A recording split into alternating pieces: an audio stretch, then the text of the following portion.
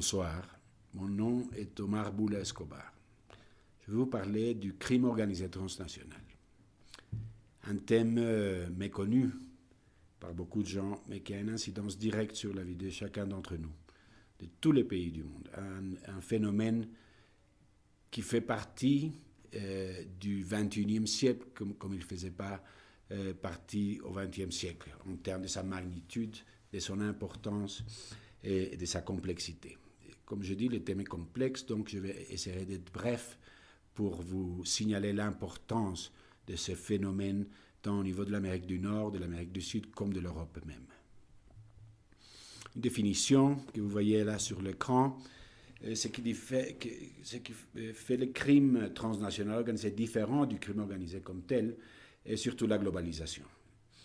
S'il y a quelqu'un qui a profité de la globalisation plus que les gens civilisés, si on peut le dire, c'est les crimes organisés. Des flux financiers beaucoup plus rapides, des technologies beaucoup plus avancées, de mouvements des gens entre les pays facilités. Et donc, pendant que le monde essayait de se réorganiser après la guerre froide, le crime organisé n'a pas perdu du temps et il y a des connexions au niveau du globe entier. Quelles sont les activités? Les principales activités sont sans doute la principale est le trafic de drogue. Plus ou moins 60% du chiffre d'affaires, si on peut l'appeler comme ça, du crime organisé transnational constitué par les drogues. La cocaïne, l'héroïne, la méthamphétamine et d'autres drogues. Mais aussi les armes qui sont souvent échangées par les drogues. Aussi la minerie illégale, les mines qui sont exploitées par les mafias avec des minéraux précieux comme le coltan, comme l'uranium, comme l'or, et qui font tous les jours une partie croissante de leurs finances. Mais il y a d'autres activités. Bien sûr que vous connaissez des activités très tristes comme le trafic d'êtres humains, les trafics de parties de l'être humain, non? Des esclaves modernes.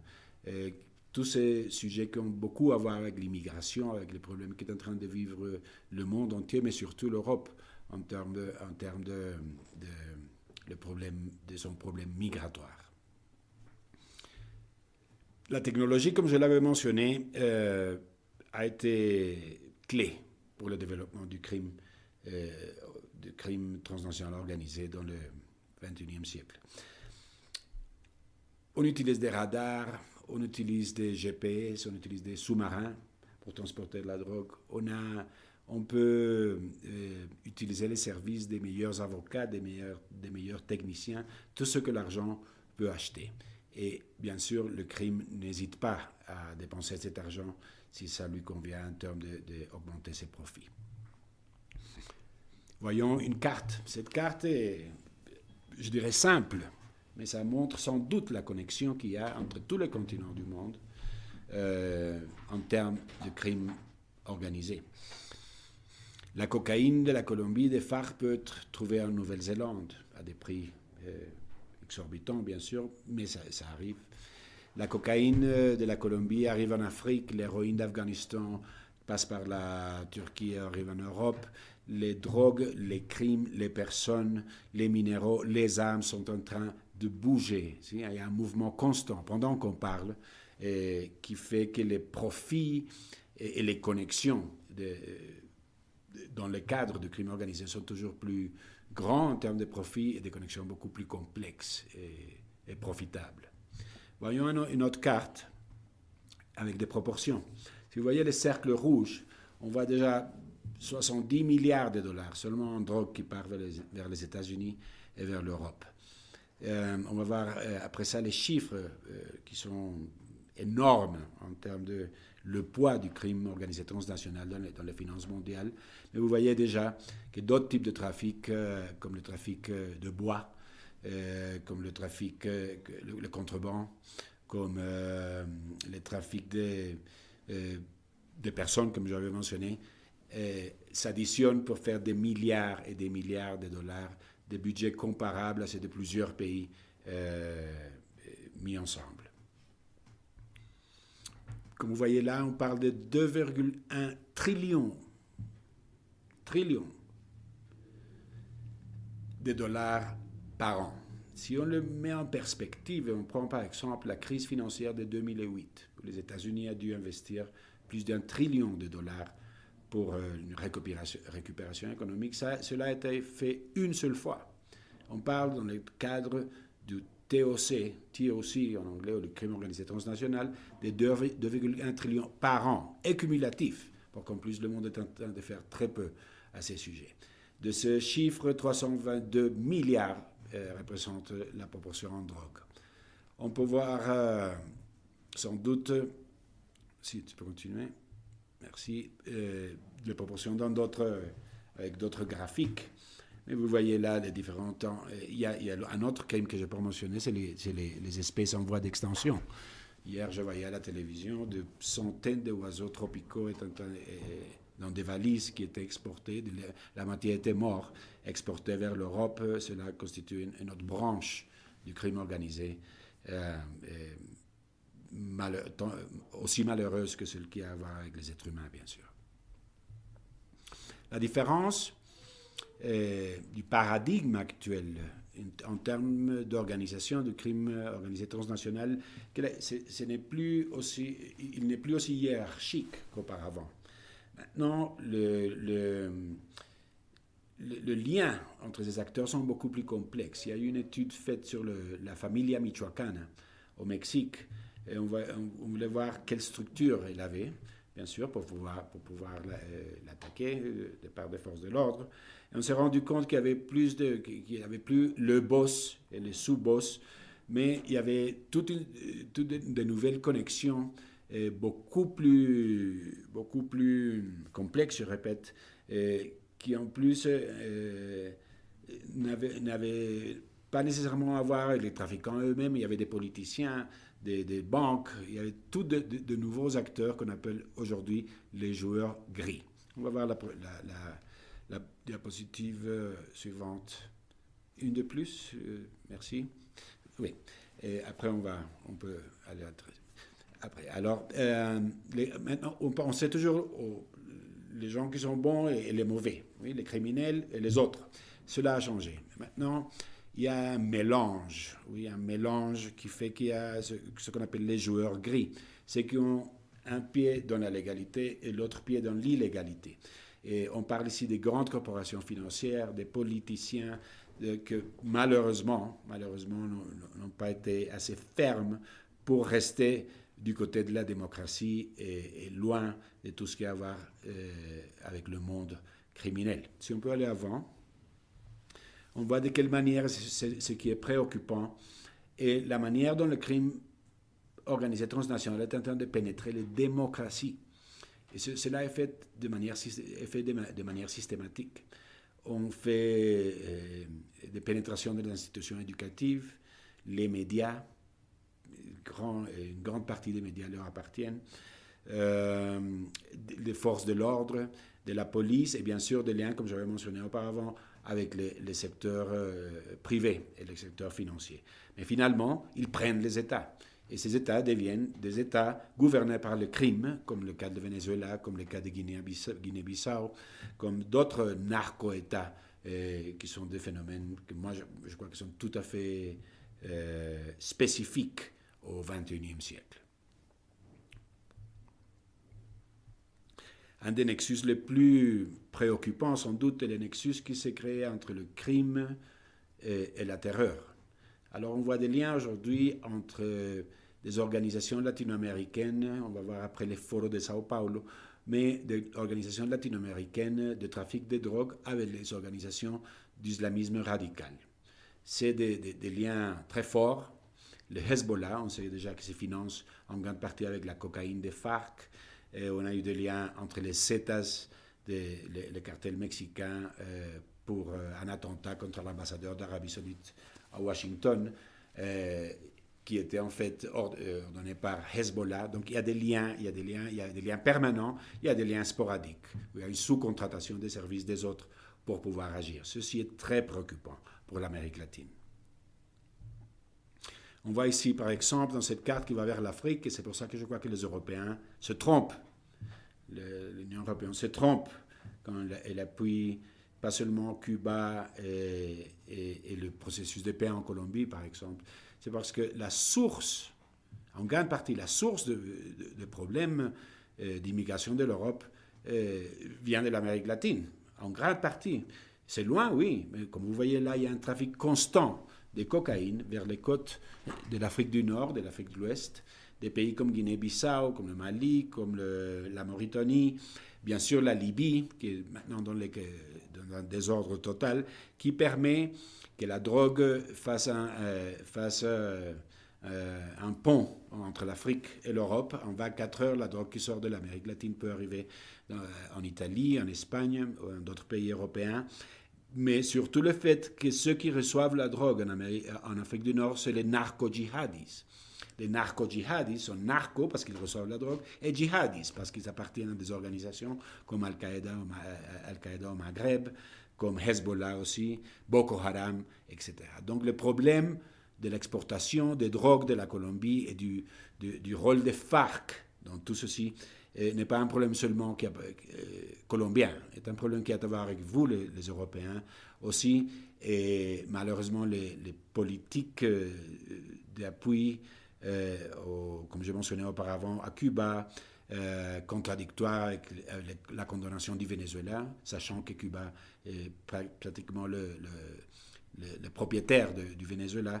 Ces politiques contradictoires ne sont pas en train d'aider les démocraties en Amérique latine. On voit ici encore la connexion. Comme vous voyez, il y a des drogues qui partent et des armes qui retournent. Maintenant, on a une des régions les plus armées en termes d'armement personnel dans le monde. L'Amérique latine, avec des villes très dangereuses et bien sûr les résultats de toutes ces activités criminelles mélangées. Le Foro de Sao Paulo. Le Foro de Sao Paulo est une organisation d'un profil très bas, mais vous pouvez difficilement imaginer le pouvoir que le Foro de Sao Paulo a. Quand vous parlez de Hugo Chavez, quand vous parlez de Lula da Silva, quand vous parlez de Evo Morales, quand vous parlez de Rafael Correa en Équateur, quand vous parlez de Juan Manuel Santos en Colombie, ils font tous partie d'une organisation beaucoup plus grande qui s'appelle le Foro de Sao Paulo. Qu'est-ce qui est le Foro de Sao Paulo?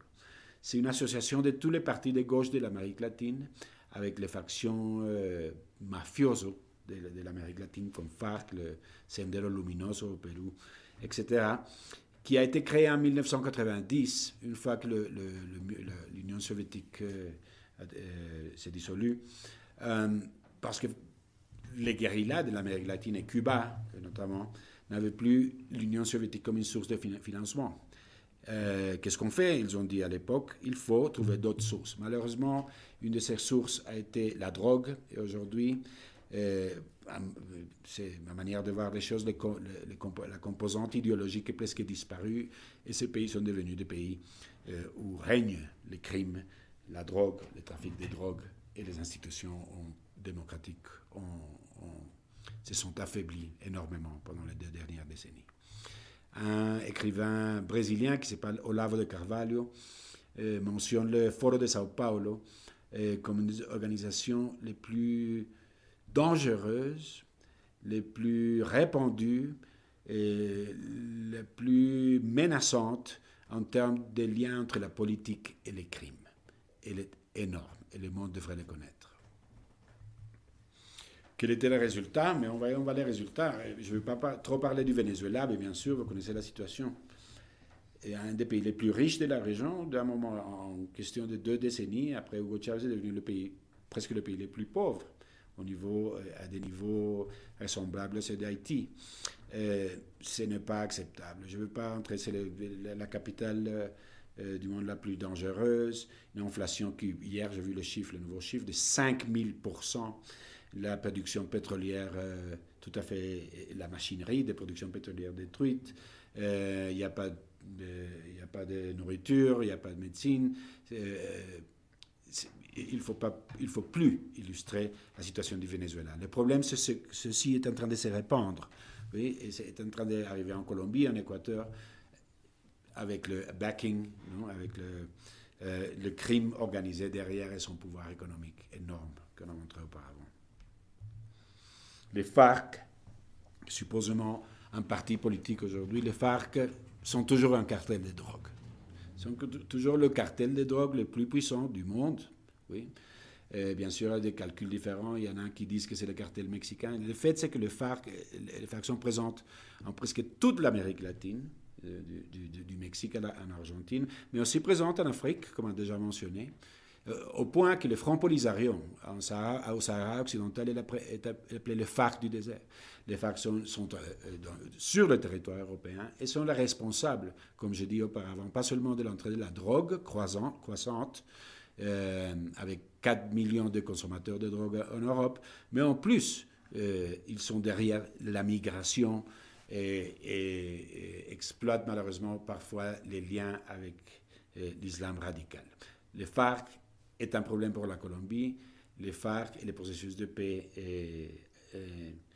ne sont pas ce que le monde croit. Et c'est en fait une stratégie très claire du crime organisé pour kidnapper la démocratie colombienne comme d'autres démocraties en Amérique latine.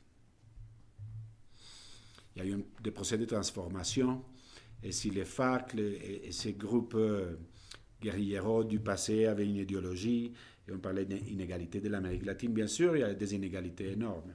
Mais ce n'est pas le groupe, ce qu'on appelle supposément le socialisme ou le communisme qui va résoudre le problème, ou le Venezuela. Ça fait tout le contraire. Donc, il y a une transformation. Il faut comprendre que les FARC du XXe siècle ne sont pas les FARC d'aujourd'hui. Les FARC aujourd'hui sont carrément un cartel international de drogue. Rien de plus. En ce qui concerne l'Amérique latine, et parfois les gens, autour du monde, les gens se demandent pourquoi Donald Trump a mentionné le Venezuela comme un des ennemis des États-Unis, ensemble avec la Corée du Nord et l'Iran. Ce n'est pas le Venezuela en soi, c'est qu'au Venezuela et en Amérique latine, il y a une présence de l'Iran croissante depuis plusieurs décennies, mais surtout depuis 2005. Déjà, à la fin du XXe siècle, en 1994, il y a des gens qui peuvent connaître le fait qu'il y a eu des bombes à un centre juif à Buenos Aires, pour lequel après un fiscal a été tué. L'Iran était intéressé sur les secrets nucléaires des Argentins qui exportaient de l'énergie nucléaire pacifique. Le fait, c'est que Hugo Chavez a finalement ouvert les portes de l'Amérique latine à l'Iran, au moment où l'Iran était encore sous les sanctions à cause de ses projets nucléaires. Et il y a eu de la recherche de l'uranium, elle a établi une présence, il y a même une base de missiles à Paraguaná, au Venezuela. Elle a établi les écoles qui font l'entraînement le training ce qu'on appelle les milicias bolivarianas. C'est ces gens qui se baladent en moto au Venezuela en train de faire de la répression au nom de l'État. L'Iran est ici. 40 000 agents iraniens ont été comptés en Amérique latine. En plus de ça, on voit du prosélytisme au sud du Mexique, au Chiapas, du prosélytisme au nord de la Colombie, au Venezuela, une présence croissante de Hezbollah, ce qu'on appelle la triple frontière, au sud du continent. Et, bien sûr, pendant que l'Amérique latine est beaucoup moins infestée du islamisme radical, je répète, islamisme radical, parce qu'il y a des islamistes qui ne sont pas radicaux, comme dans toutes les régions, il y a des radicaux, il y a qui ne le sont pas. Le phénomène est en train de croître et il faut faire très très attention. Ici on voit une carte de la présence seulement de FARC, Hezbollah et Al-Qaïda dans la région. C'est une omniprésence. Malheureusement, l'Amérique latine a été abandonné par la communauté internationale avec ses rêves de Chavez de l'époque, où il y avait supposément une révolution en faveur de classes appauvries. Ce n'est pas le cas. Ce n'est pas le cas. Le Venezuela est la preuve. Et ce qu'on voit aujourd'hui, malheureusement, c'est qu'on devient un continent plein de crimes, plein de drogues, et avec tous les jours moins de gouvernabilité, moins de démocratie.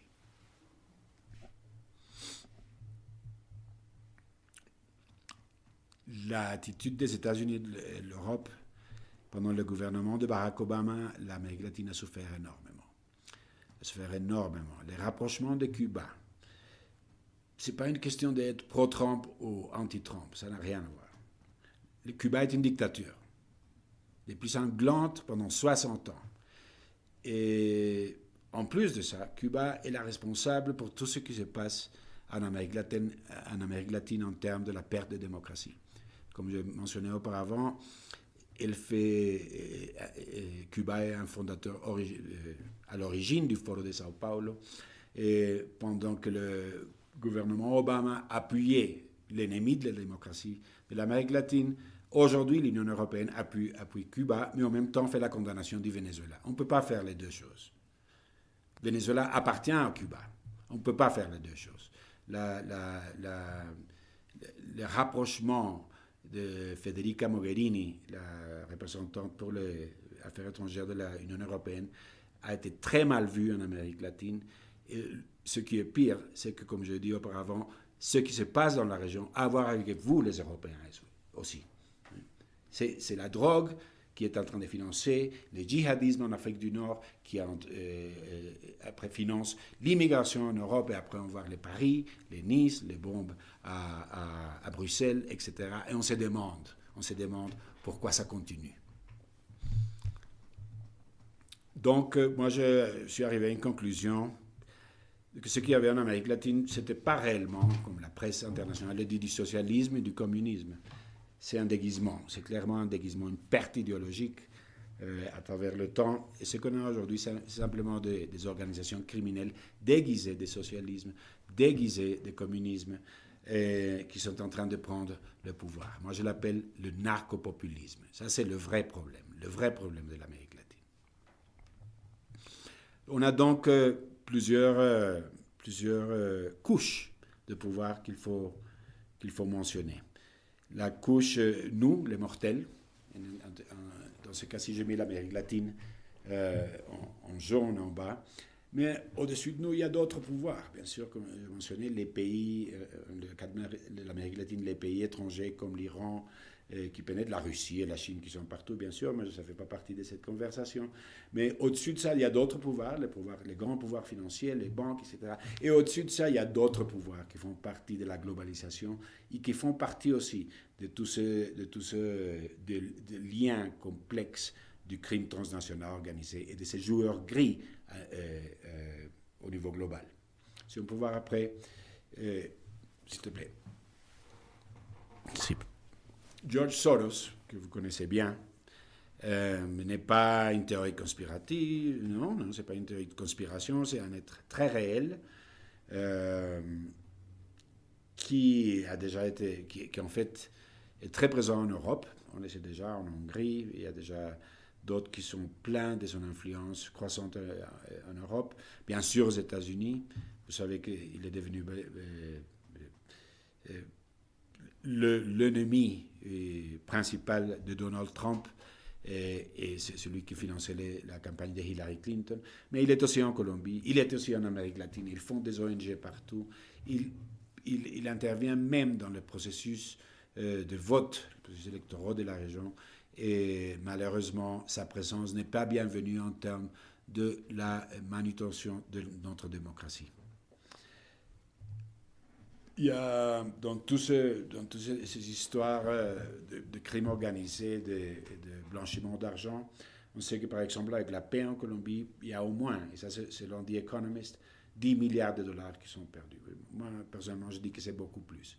En Colombie, et ça c'est une manière claire de pouvoir définir l'influence du crime organisé dans des cas de gouvernabilité comme en Colombie.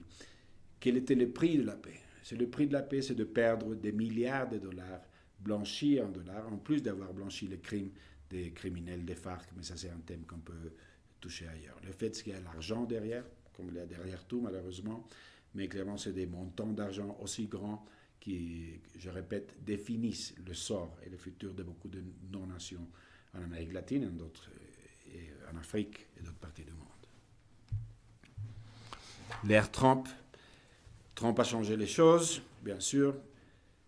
ceux qui m'écoutent pourraient dire, mais les pro-Trump, moi, je ne suis pas ni pro-Trump ni anti-Trump. Moi, je suis pro certaines politiques qui peuvent défendre notre démocratie. Et certainement, s'il y a une politique américaine qui mentionne le crime transnational organisé et le djihadisme comme des priorités, c'est des politiques que moi je considère comme convenables pour nos démocraties.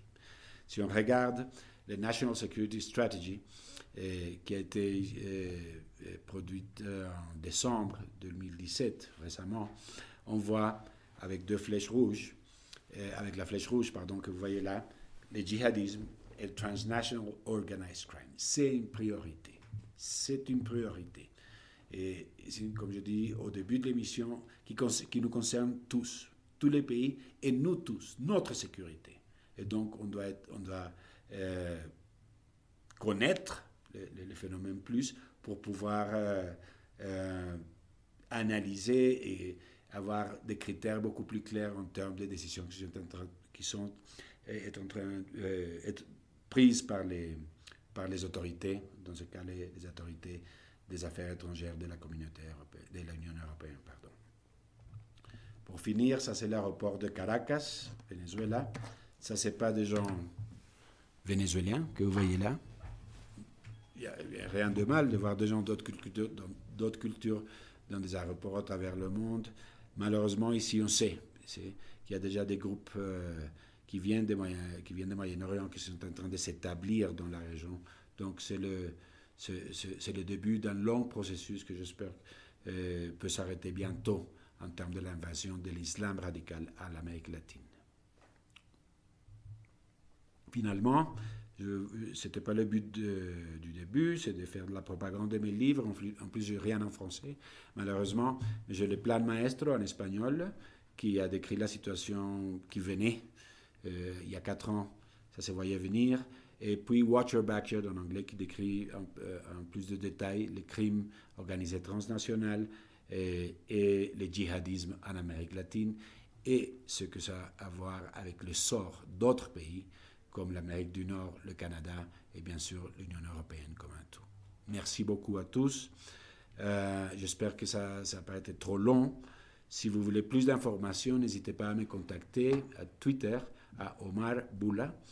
Je serai prêt à répondre à toutes vos questions. Merci beaucoup encore. Merci au El Nodo pour l'opportunité.